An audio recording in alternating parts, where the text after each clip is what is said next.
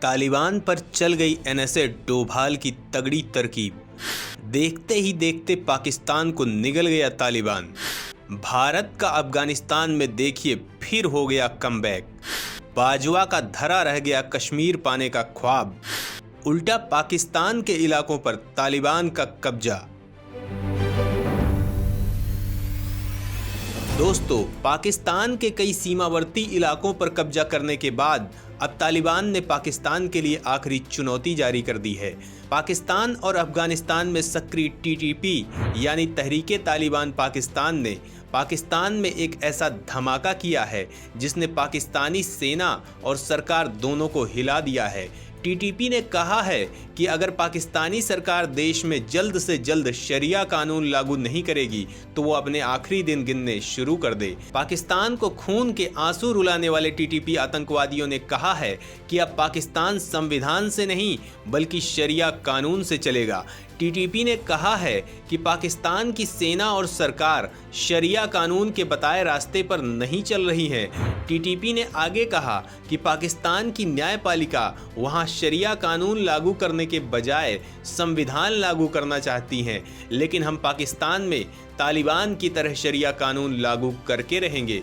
दोस्तों, TTP एक कट्टर संगठन है जो शरिया कानून की वकालत करता है। ये वही TTP है जिसने पाकिस्तान के पेशावर में एक स्कूल में आतंकी हमला करके सैकड़ों बच्चों की जान ले ली थी।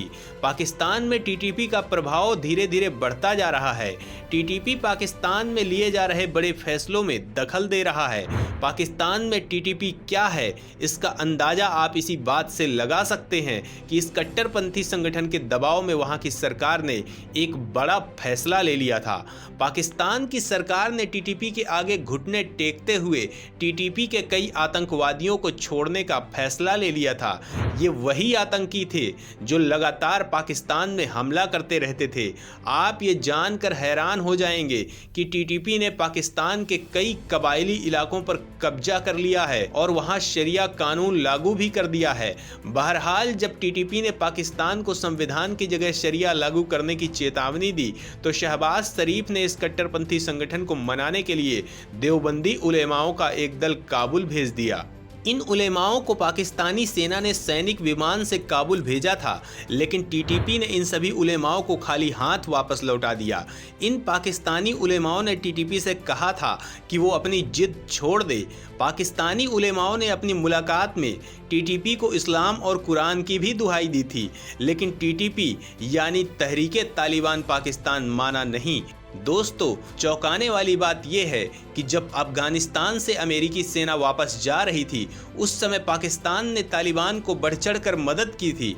इसके पीछे खास वजह यह थी कि अमेरिकी सेना के रहते हुए अफगानिस्तान की अशरफ गनी सरकार के साथ भारत के संबंध बेहद मजबूत थे। पाकिस्तान इस बात को लेकर बेचैन रहता था। आतंकवादी देश पाकिस्तान की बुनियाद ही आतंकवाद पर निर्भर है और उसने तालिबान की मदद करके उसे भारत के खिलाफ इस्तेमाल करने की साजिश रची। लेकिन भारत के NSA अजीत डोभाल ने किया कुछ ऐसा कि पाकिस्तान चारों खाने चित्त हो गया है।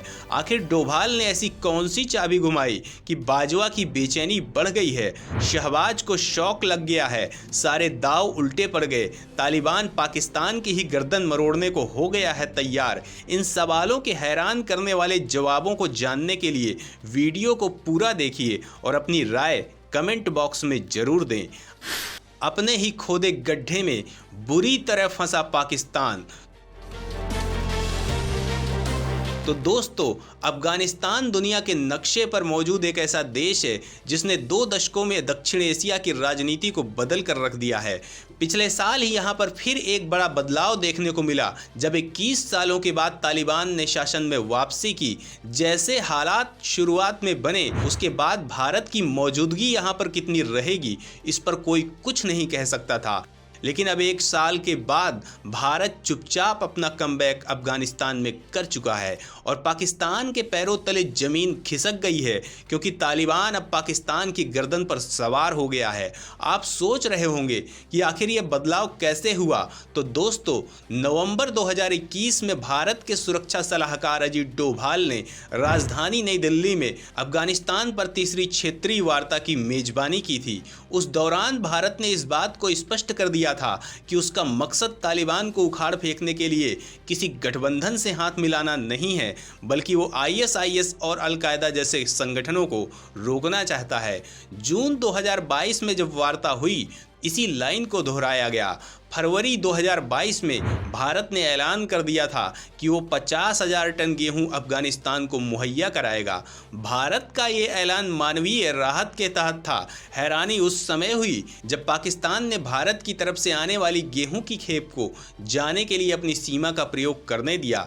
भारत वो देश रहा है जिसने अफगानिस्तान में सबसे ज़्यादा मदद पहुंचाई है। इस देश के विकास के लिए भारत की तरफ से साल 2001 के बाद से करीब $3 बिलियन निवेश किए जा चुके हैं। इस रकम से कई स्कूलों का निर्माण हुआ, सड़कें, बांध और अस्पताल बनवाए गए। इन सारे प्रोजेक्ट्स की वजह से तालिबान ने भारत को तवज्जो देनी शुरू की। दरअसल अफगानिस्तान में तालिबान आने के बाद भूखमरी इतनी ज़्यादा बढ़ गई है कि लोग भूख से मर रहे हैं। ऐसे में भारत की रणनीति ने काम किया और तालिबान को यह समझ में आ गया कि खुद बदहाल पाकिस्तान से कोई उम्मीद नहीं की जा सकती है और भारत से पंगा लेना बर्बादी को बुलावा देना है। यही वजह है कि अफगानिस्तान की तालिबान सरकार ने अपना रुख ही बदल डाला। तालिबान का सुप्रीम लीडर और इसका फाउंडर मुल्ला उमर अब नहीं है और इस तालिबान को 2.0 कहा जा रहा है। माना जा रहा है कि नए तालिबान के सामने क्षेत्रीय और अंतर्राष्ट्रीय स्तर पर कई समस्याएं हैं जिनसे उन्हें सामना करना पड़ेगा। भारत की तरफ से इस बात का इशारा किया जा चुका है कि वो अफगानिस्तान के साथ रिश्ते मजबूत करना चाहता है। इस बात पर विचार जारी है कि अफगान राष्ट्रीय एयरलाइंस को भारत में फिर से लैंडिंग की मंजूरी दी जाए या नहीं। भारत अपनी एक टीम को काबुल स्थित दूतावास पर तैनात कर चुका है। यह कदम अफगान नागरिकों को काउंसलर सर्विसेज देने के मकसद से उठाया गया है। ये कवायद बताते हैं कि कहीं न कहीं भारत एक बार फिर अपनी पकड़ को अफगानिस्तान पर मजबूत करने में लगा है। अगर ऐसा होता है तो पाकिस्तान को बहुत जोर का झटका लगेगा।